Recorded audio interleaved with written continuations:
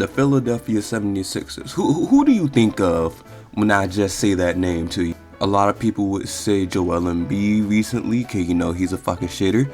Some people might say Wilt Chamberlain, you know, Mr. 100 points. Me, myself personally, I'll say Allen Iverson. That's my dog, one of my favorite players of all time. But one person I rarely ever hear get brought up, at least by younger fans, some old heads might say his name, but at least for the vast majority of basketball fans nowadays, they don't know who the fuck, me included before this video, who the hell Hal Greer is. But unlike them uneducated bum fucks out there on the internet, I'm actually gonna take some time and see who the fuck he is and look at his stats to see was he really like that, and boy was he really fucking like that. What's good, family? It's your favorite cousin, the basketball historian, and I got another history video for y'all about another small guard that I promise you never heard of.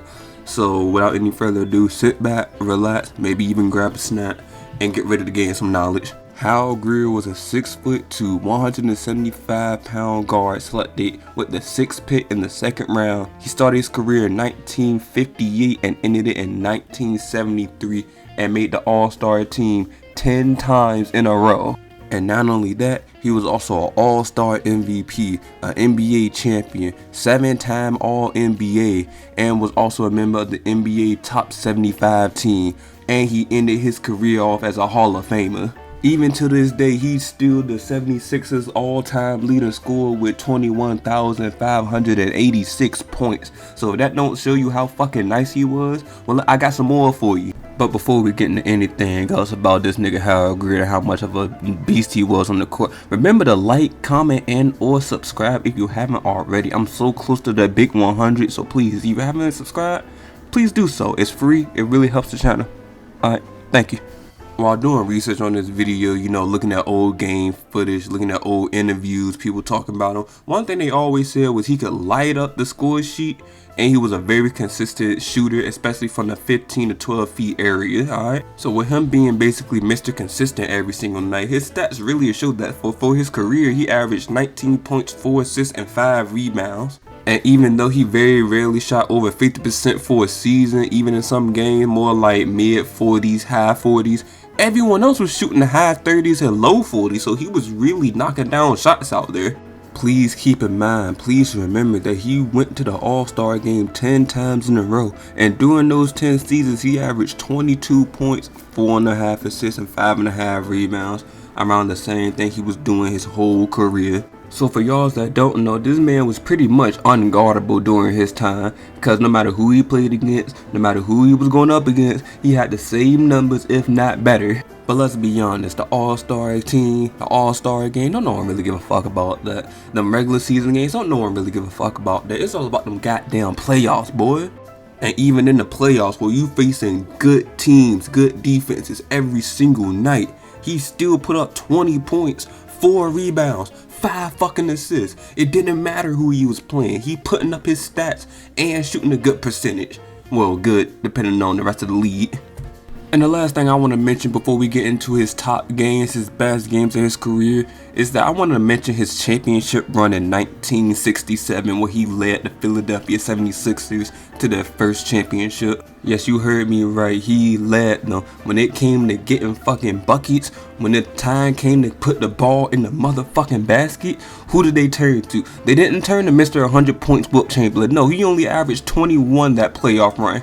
Alright, this nigga averaged 27.5 points with 5 assists and 6 rebounds. He was nice. He told that boy, well, yeah, I'm the bucket getter. You the big man. You grab the rebounds.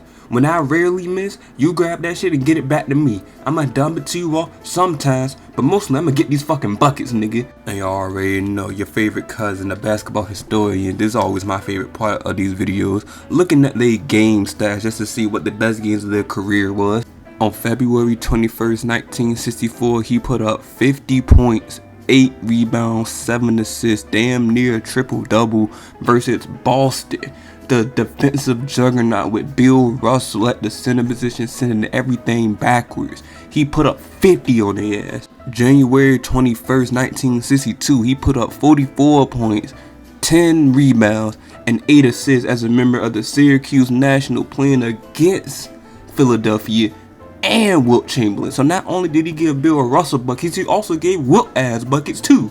But that first Boston game, they ended in a loss. But he wasn't done. 4 years later after that, he put up 43 points, 5 rebounds, and 5 assists on March 3rd, 1968 against Boston as well. Again against Bill Russell, torching him and getting the win for him.